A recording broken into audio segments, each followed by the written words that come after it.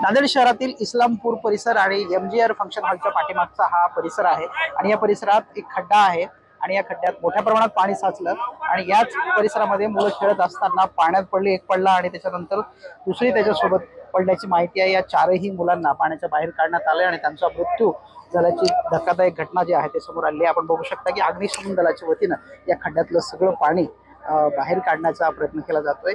अजूनही काही लोकांना शंका आहे की आणखी काही मुलं इथं आहेत की काय, अशा पद्धतीची शंका उपस्थित केली जाते।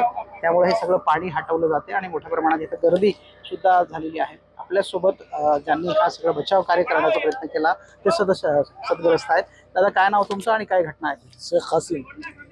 लगेज इस्लामपुर में हम चाय पीने को गए थे, तो यहाँ से आदमी आया 5 मिनट पहले वहाँ, तो बोला भाई बच्चे 4 डूब गए, तुम्हारा तीरने आता है क्या? तीरने नहीं आता भाई बोले।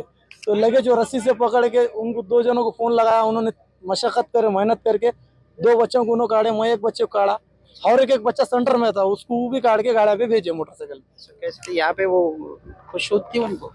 मैं वो क्या बॉल बैट खेलने के से बोल के आए थे कहते। बच्चे डूब के 10 मिनट हो गए थे, 10 मिनट के बाद में आके निकालिया, निकालने वाला कोई भी नहीं था।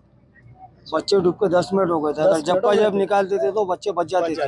ये खड्डा काय मनपा का है या हमको उसका कोई विशेष मालूम नहीं, गड्ढा किसका है क्या नहीं। हम यहाँ नहीं रहते, हम चाय पी रहे थे, घटना हुई बोल के हम बचाने को बचाने की कोशिश से हमारे को यहाँ मालूम नहीं है। असं बघितलं गेलंय तर हा खड्डा आहे, प्लॉटिंगचं काम सुरू आहे। सांगितलं जातं की हे मनपाच्या अंतर्गतलं काम आहे असंही सांगितलं जातं, कोणी कोणते खाजगी काम आहे।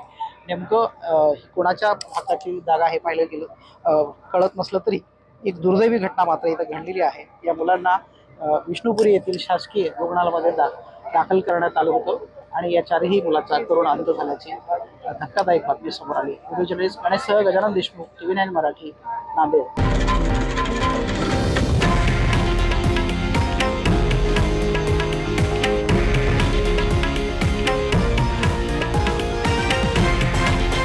हे आहे देशातील नंबर 1 न्यूज नेटवर्क आणि आपण पाहत आहात TV9 मराठी, एकमेव।